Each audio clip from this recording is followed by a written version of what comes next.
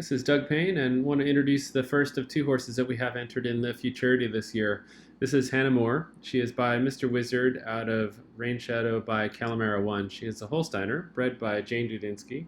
And when she arrived, she came with a letter, and it was written to Courtney. Courtney runs everything for us, but it could not have described her any better. So I think we really should take a moment here and go through this. So it says, please bear in mind that I'm large and always in charge. You might want to buy a few extra set of cross ties. I do not tolerate fly spray, although you may spray my mane and tail to keep them beautiful. Keep the vacuum cleaner away from me, and if you approach me with a needle, you will not catch me. Good luck trying to worm me.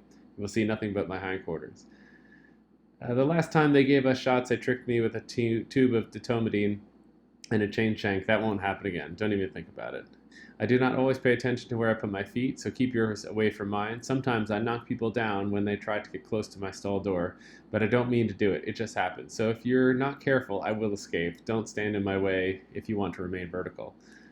I do not bite or kick. I do not rear. I have not jumped out of my paddock since I was a baby. I crib. It's not my fault. I'm very sensitive, so you must make my cribbing strap as tight as you can. I love my people, and I'm always available for hugs and kisses and peppermints. I'm a sweet girl as long as you heed my warnings. Love, Hannah. So as you can see here, unfortunately, not quite talented enough to get over the round pen at an early stage, but I think actually in the future probably wouldn't be much of an issue at all. And so here we've got Hannah, one of the earliest videos that we have.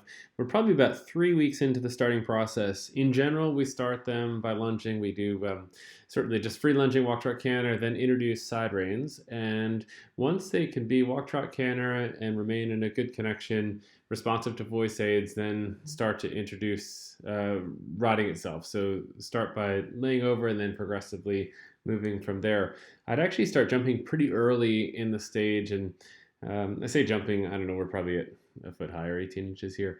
But with that in mind, almost every day, as soon as they're able to, as soon as they're able to walk and trot, and especially once you get into cantering, I'll go over rails on the ground every single day, and not just straight on. I'll end up going angles and skinny rails and all of that. Introduce everything complicated that I can manage early on, keeping in mind that really there's a relationship there where I would like to either present them with something that is physically easy and mentally challenging, or something that is physically challenging and mentally easy. So especially early on, if it's a straight jump, maybe you've got placing trot poles in, a little cross rail to set them up on a certain perfect distance, then we can start to test and go a little bit larger in the size fence. Or we do the flip side, which I tend to prefer, especially early on, is go at any sort of weird angle or skinny or anything like that, but have the jump small enough that frankly, even if they question it or can't quite figure it out or whatever it might be, from a standstill they can jump it. So I never am in a position where they end up running out, stopping, really any sort of broad behavioral problem that you might have.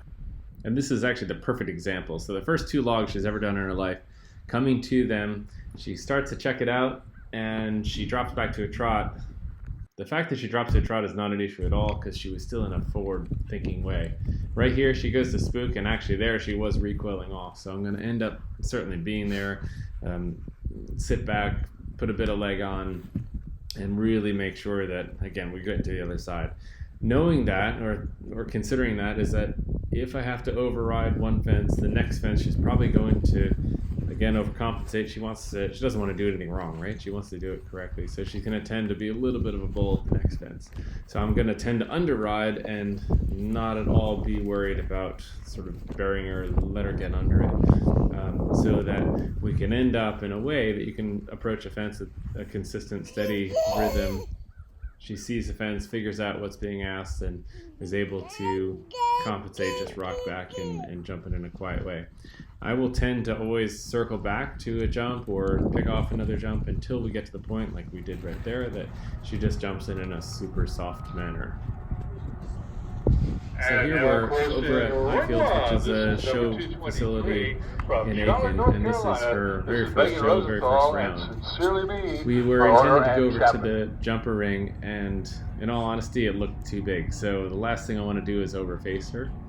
So we went down to the hunter ring, and this was the baby greens.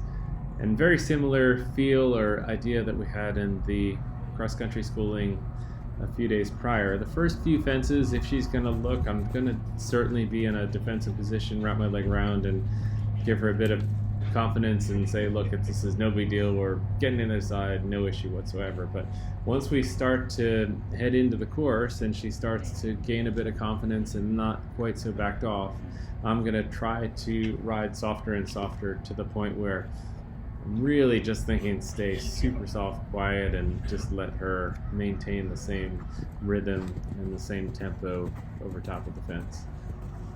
The hardest thing with her in particular is that she is super sensitive. So any little bit of leg aid she tends to shoot away from.